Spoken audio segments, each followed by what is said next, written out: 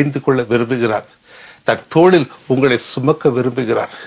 மனுஷரால் நீங்கள் தள்ளப்பட்டவர்களாக காணப்படலாம், ஆனால் இயேசுவின் பார்வையிலே விலையேற பெற்றவர்கள். உங்கள் வாழ்க்கையை அவர் மாற்ற விரும்புகிறார். இந்த வேளையிலும் கூட நம்மை கர்த்தருக்கு ஒப்புக் கொடுக்கும் பொழுது, அவரை நாம் ஏற்றுக்கொள்ளும் பொழுது அவர் நம்மை சுமக்கிறார். நம் வாழ்க்கையை சுமக்கிறார், நம் வாரங்களை சுமக்கிறார். முதலாவது ஆண்டவராகிய இயேசு கிறிஸ்து சிலுவையை தன் தோளின் மீது சுமந்து கல்வாரியை நோக்கி சென்றார். அங்கு நடந்த காரியம் என்ன? இயேசுவை சிலுவையிலே அறைந்தார்கள்.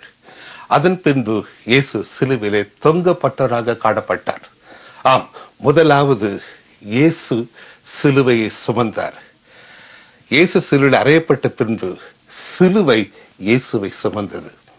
நன்றாக கவனித்து பாருங்கள். முதலாவது இயேசு, நம் ஆண்டவராகிய இயேசு கிறிஸ்து சிலுவையை சுமந்தார். அவர் சிலுவையிலே அறையப்பட்ட பின்பு அதே சிலுவை இயேசுவை சுமந்தது. அந்த சிலுவையின் மேலே ஒரு விலாசம் பதிக்கப்பட்டது. இவர் யூதருடைய ராஜா என்று பொறிக்கப்பட்டிருந்தது. இயேசுவை சுமந்த சிலுவை அங்குள்ள மக்கள் மத்தியிலே, அந்த பகுதியிலே இயேசுவை யூதருடைய ராஜாவாக அறிமுகப்படுத்தினது. இவர் யூதருடைய ராஜா, யூதருடைய ராஜாவாகிய இயேசுவை நான் சுமந்து கொண்டு நிற்கிறேன் என்று சிலுவை அங்கு அறிவித்தது. இந்த வேளையிலும் கூட அன்பான சகோதரனே, சகோதரி, உங்களை சுமந்த இயேசு, உங்களை ரட்சித்த இயேசு, உங்களை மீட்டெடுத்த இயேசு, உங்களை வழிநடத்துகிற இயேசு, அந்த இயேசுவை நீங்கள் உலகத்திற்கு அறிவிக்க வேண்டும். இது யூதருக்கு மட்டுமல்ல, அவர் ராஜாதி ராஜா, தேவாதி தேவன், என்னுடைய ரட்சகர்.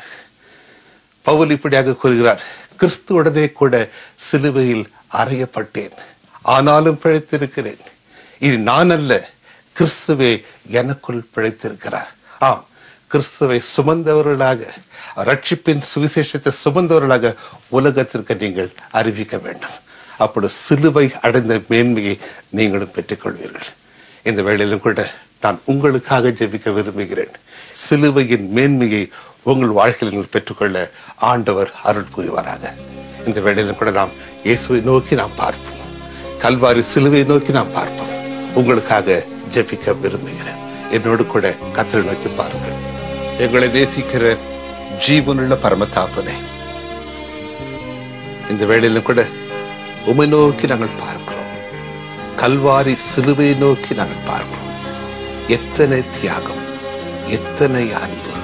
இது ஆண்டவரே எனக்காக, எங்களுக்காக சிலுவையை சுமந்து, சிலுவையிலே அறையப்பட்டு, பசுத்த ரத்தத்தை சிந்தி, எனக்காக எங்களுக்காக நீ சம்பாதித்த அந்த மகாபிரிய ரட்சிப்பிற்காக, அந்த சிலுவிலே நீ பூரணப்படுத்தின அன்பிற்காக, எங்களுக்கு அருடைய மன்னிப்பிற்காக நன்றியோடு துதிக்கிறோம், ஸ்தோத்திரிக்கிறோம்.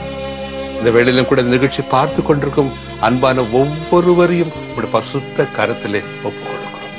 அன்று சிலுவை பாரத்தை சுமந்த தேவன், இது ஆண்டவரே இந்த நிகழ்ச்சியை பார்த்து கொண்டிருக்கும் ஒவ்வொருடைய வாழ்க்கையின் பாரங்களை, வாழ்க்கையின் சுமைகளை கர்த்தாவே நீ சுமந்து தீர்க்க வேண்டுமா நாங்கள் ஜெபிக்கிறோம்.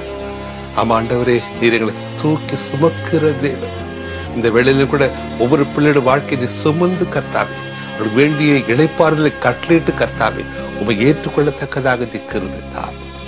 உம்முடைய பிள்ளைகளாக இருக்க நாங்கள் ஒவ்வொருவரும் கர்த்தாவே, உம்மை கர்த்தாவே, உம்முடைய சுவிசேஷ நற்செய்தியை கர்த்தாவே நாங்கள் சுமந்து கர்த்தாவே, நீரே ரட்சகர், நீரே மீட்பர், நீரே ராஜாதி ராஜா என்பது கர்த்தாவே உலகத்துக்கு அறிவிக்கத்தக்கதாக ஆண்டு உண்மை கர்த்தாவே நாங்கள் உலகத்துக்கு காட்டத்தக்கதாக நீ கிருபைத்தார்.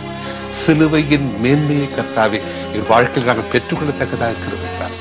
உம்முடைய பரிசுத்த கரத்திலே இந்த நிகழ்ச்சியை பார்த்து கொண்டிருக்கும் ஒவ்வொருவரையும் ஒப்புக் கொடுக்கிறேன்.